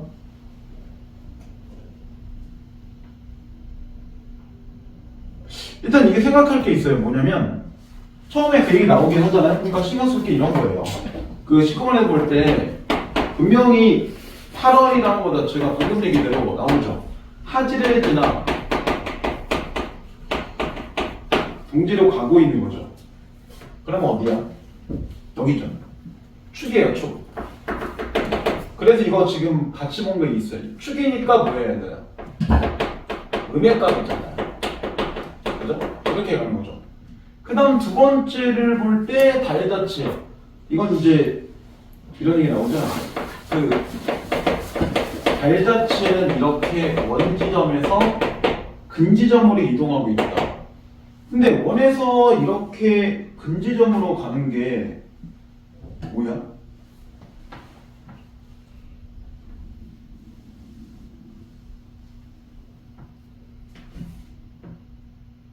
분명히 아까 리을 앞에 나오잖아요. 원지점에서 근지점까지는 그 반대라고. 그래서 원에서 근은 앞에 나온 설명과 반대고 그렇게 나오면 그걸 뭐라고 한다? 지차라고 한다라고 나오잖아요. 그러니까 여기는 지차값이죠. 그럼 지차값은 아까 그래서 이거 안 해본 거예요. 리을까지를 일부러. 그러면 얘도 뭐예요? 얘도 음역값이잖아요. 오케이? 이렇게 되는 거잖아요. 그러면 지금 뭐 했어? 달의 그 세 번째 줄, 네 번째 줄 경삭이 일어날 때 태양의 실제와 평균 위치의 차는 약 2.39였다. 그럼 이 값이 2.39라는 거잖아요. 그죠? 그 다음 달의 형태는 4.95였다. 라고 나오잖아요. 이렇게 나온 값이에요. 단지 둘 다 음이니까 뭐 해야 돼요? 마이너스 값이죠, 둘 다. 실제로 그러니까 이걸 생략해 놓은 거예요. 의도적으로. 이렇게 하는 거죠. 왜냐면 그래서 문제가 연결되어 있다는 게 20번 정도도 19번을 이해하면 20번은 문제를 맞추는 게 맞는 건데 20번 자체의 단독을 굳이 리을을 안 봐고 3번에서 답이 딱 나오기 때문에 멈춰주긴 해요. 근데 두 개 문제가 어느 정도 연결 라인에 있긴 해서 전체를 볼 때는 사실 그래서 실제로 이거 알고 가는 게 필요한 거죠. 이렇게 되는 거예요. 오케이? 그러면 1번에 볼 때 경삭대의 달의 실제 위치는 평균 위치보다 당연히 뭐 할 거야? 뒤처지니까 지차값이니까 당연히 1번은 뒤처진다고 얘기했었어야죠. 하진이나 동지로 가는 게 아니라 원지에서 근점 그걸 봐야 되는 거잖아요. 그죠? 달을 보는 거니까 무조건 지차값을 얘기하는 거니까요. 그럼 2번 정민형 8월 정석 추구에서 가감에 대한 값은 칠정상 내편 정민형 가령이 교식 추구 가령보다 더 컸을 것이다. 근데 이렇게라도 지금 칠정상 내편 정보하고 교식 추구 가령하고 나온 게 어디 있어요? 네 번째 문단에서 얘기 안 했죠? 그건 어디 있어? 다섯 번째 문단에 있죠. 그죠? 다섯 번째 문단을 보면 다 보기 그렇지만 가감차 방식에 가는 게 나와요. 그죠? 그래서 하나, 둘, 셋, 넷, 다섯, 여섯 번째 줄에 보면 가감차 값이란 영축차에서 지진정을 뺀 값, 즉 이렇게 나오죠. 그 문단을 볼 때 영축차에서 이렇게 지절차 값들을 뺀 값을 속도항으로 이렇게 나누어 한 값을 뭐라고 한다. 이걸 가감차 방식이라고 한다. 이게 좀 짜증나는 거는 우리 입장에서는 이렇게 써주면 될 걸 꼭 말로 해버려요. 그죠? 그래서 우리 수일고 지원님이 이런 거 싫어하잖아요. 그죠? 안 좋아하는 게 맞아요. 이렇게 눈에 보이게끔 써줘야 되는데 그렇게 안 써준 거는 문제를 만들게 한 거니까요. 이런 게 나온 겁니다. 지금. 그리고 이제 가감차 방식에 관한 얘기가 나오는데 그 다음에 한번 보세요. 그래서 가감차 값이 양일 때는 그 값을 경삭, 경망을 더하는 가차 삼았고 음일 때는 그 값을 경삭, 경망에서 빼는 감차 삼았다. 앞에서 볼 때 언급한 두 가령의 영축차에서 지지차를 뺀 값에는 차이가 없다. 그럼 이건 건들 필요가 없다는 거잖아요. 하지만 속도항 자체가 다르죠. 칠정상, 줄여서 그냥 얘기하면 칠정상 같은 경우는 속도항 값으로 다른 이동 속도라 되니까 그럼 얘는 속도항이라는 것은 뭐야? 달의 이동 속도만 갖고 얘기했다. 근데 어디에서는 교식 추보 가령법에서는 이 값을 뭐한다? 이 속도항 값을 달의 이동 속도와 뭐야? 했다? 뒤에 보면 태양의 이동 속도를 뺐다.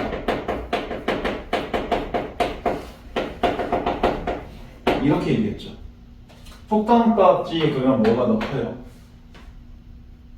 얘가 더 크죠. 실정선이 더 크죠. 이건 빼야 되는 거니까 무조건 교실로 잡을 거잖아요.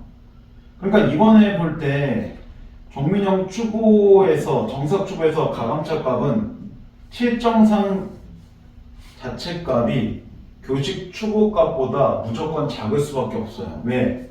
얘가 쉽게 가면 분자 값이 큰 거고 이게 분자 값이 더 작은 거잖아요. 분자가 크면 클수록 당연히 가감차에 나온 결과값은 작아야죠. 왜? 위에는 그냥 내비두는 거니까요. 위에 0주차, 7주차 내비둔 상태에서 쉽게 가면 똑같잖아요. 위에는 그냥 말 그대로 이렇게 10이라고 내비두고 움직이는 건데 그럼 여기가 더 큰 거니까 이거 1하고 1더해도 기본적으로 뭐 할 거야?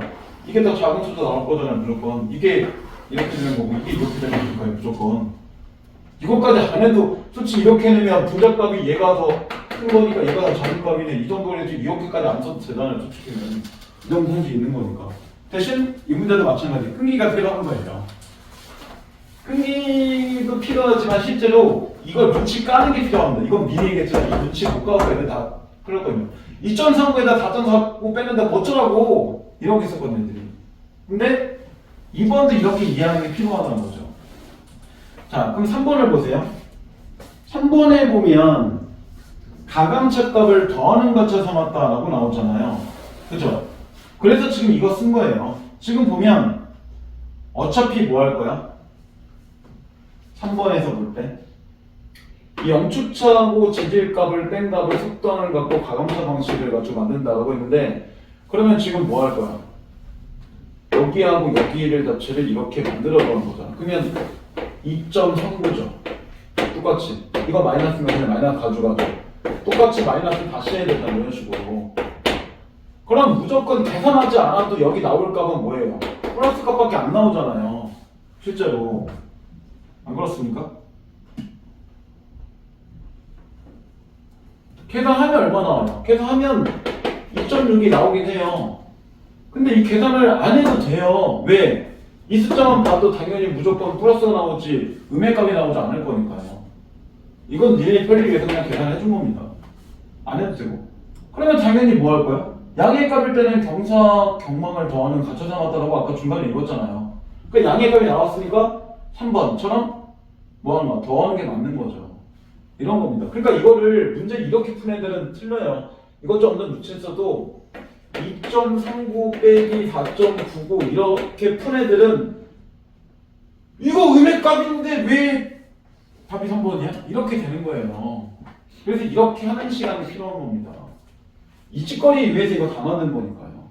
오케이? 그러니까 정답 3번 나오죠. 이렇게 하는 겁니다. 이제 2학년 모의고사 풀어보고 3학년 하면 느끼는 게 있죠. 왜 이렇게 자꾸 분수 산수가 이렇게 많이 나와? 이게 3학년 모의고사의 묘미예요. 묘미라고 하기엔 좀 그렇죠. 어쨌든 이런 것들이 설마 이런 생각하면 안 돼요. 뭐냐면 에이 설마 우리 수능에 이런 게 나오겠어? 교육청에도 이런 게 나오는데 수능이 안 나올 이유가 없잖아요. 그리고 솔직히 생각해보면 이렇게만 만들어 놓으면 굉장히 쉽잖아요. 이 만드는 과정 자체가 니네가 못 만드는 게 아니라 문장을 이런 거를 안 읽어다 보니까 뭐에서 뭐를 나온다 이런 것 자체가 자꾸 머리가 아프다고 생각해서 그런 거예요. 사실은 만들어 보면 분자 공부에서 딱 산수 문제가 초등학교 6학년 정도의 수준에서 중1 정도 수준이면 다 푸는 거란 말이에요. 이렇게 해놓으면. 문제는 이거를 문제를 만들다 보니까 이 마이너스인 거는 앞에서 니네가 이렇게 해서 읽어내서 가져왔어야지 이렇게 해주는 문제니까 조금 천천히 읽어야죠. 이런 거 나올 때 빠르게 읽으면 이렇게 풀어요. 이렇게. 그러니까 당연히 애들이 정답 자체를 볼 때 고민의 문제다라고 얘기를 한 거예요. 그리고 해설지도 사실 제대로 설명이라고 하기도 좀 그렇고요. 제가 볼 때. 제가 해설지 볼 때 느끼는 게 있어요. 이걸 보고 애들이 이해하려고 집어넣은 거야? 약간 이런 느낌이 있어요. 좀 설명 자체가. 특히 20번에 4번 되게 불친절 않나요? 7천 당연히 양의 값이고 7천은 음의 값이지 끝? 왜? 설명이 없어. 설명이 없어. 그러니까 애들이 예전에 뭐랬나? 문제 엄마를 푼 애들이 해설지에서 얘 양이고 얘 음이라고 하는데요? 그냥 끝. 왜? 그건 모르겠고 해설지가 그러던데. 이게 뭐야? 그렇게 이해하면 문제가 있지. 왜 그런지를 그래서 규명하고 하는 시간이 필요하다는 얘기잖아. 그죠? 우리들은. 선생님 머리 아프기 시작하죠. 작년에 이렇게까지 안 했는데. 선생님 이런 문제 없었으니까 안 한 거고. 솔직히. 그리고 니네 선생님 일부가 이런 문제 있으면 안 해줬을 거고. 솔직히는. 나만 하고 있잖아 맨날. 나만 비문학 맨날 이렇게 열을 내고 있잖아. 왜? 비문학 못 잡으면 등급 못 잡아. 2등급 때 이상 나오고 싶어? 3등급 때 초반 나오고 싶어? 비문학 다 포기하고 어떻게 가는 건데? 이런 문제 다 놓치고 어떻게 가는 건데? 문학만 다 맞춰서? 불가능하다고. 나도 문학이 더 편해. 왜? 나 국문과 나왔잖아. 문학 탁월하게 살면 되게 잘한다고 나. 하지만 비문학도 탁월하게 해야 되고 우리도. 그죠? 자, 그 다음 이제 네 번째 걸 봐봐. 어쨌든 답은 3번 나왔어요, 쉽게. 네 번째. 명찰을 사용한 게 아니었잖아요, 지금 보면. 그래서 여기서 보면 우리는 축자 사용했잖아요, 지금. 그죠? 그래서 4번도 해놓으면 이제 보이죠, 눈에. 마지막도 안 되는 게, 보세요. 지구가 태양과 달 사이에 있다 나오잖아요. 5번 선지에 보면. 지구가 태양과 달 사이에 있었다. 이 얘기 뭐야? 쉽게 얘기하면 태양이 이런 식으로 있고 그 다음에 지구가 지금 뭐 한 거야? 이쪽에 있고 달이 지금 이쪽에 위치한 거잖아. 어차피 얘도 뭐 할 거야? 나름대로 공동 자전할 거고 얘도 공동자전 할 거니까요. 어차피 태양 중심으로 둘 다 도는데 얘는 둘 다 이렇게 이런 식으로 돌면서 얘는 또 이런 식으로 같이 도는 거니까 계속. 그러니까 이런 상태가 지금 뭐다? 지금 5번 선지에서 정삭이라 나오잖아요. 그죠? 근데 정삭은 이게 아니에요. 아까 5분사 우리가 읽었잖아요. 달이 태양과 지구 사이에 놓여 태양을 가릴 때를 사기라고 하고 지구가 태양과 달 사이에 놓일 때를 망이라고 합니다. 그러면 사기 아니라 망이죠.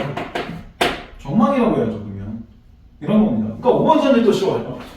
사실 5번 선지.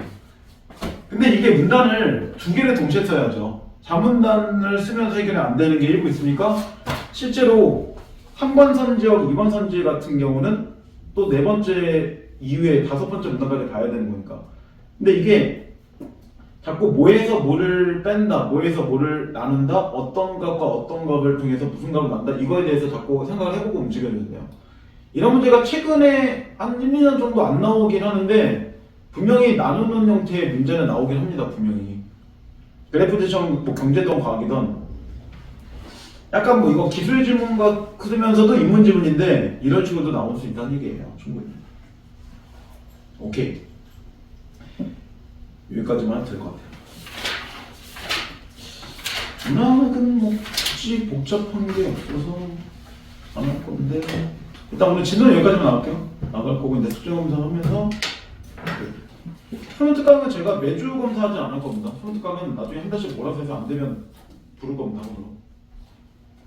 분명히 안 된 부분들 집에 가서 채워서 오긴 해야 돼요. 30분 안에 여기서 5건도 못 풉니다. 솔직히 5건 하면 거의 25문제, 30문제인데 하나당 1문제씩 풀기에는 너무 시간이 빡빡합니다. 솔직히 그렇지 않습니까?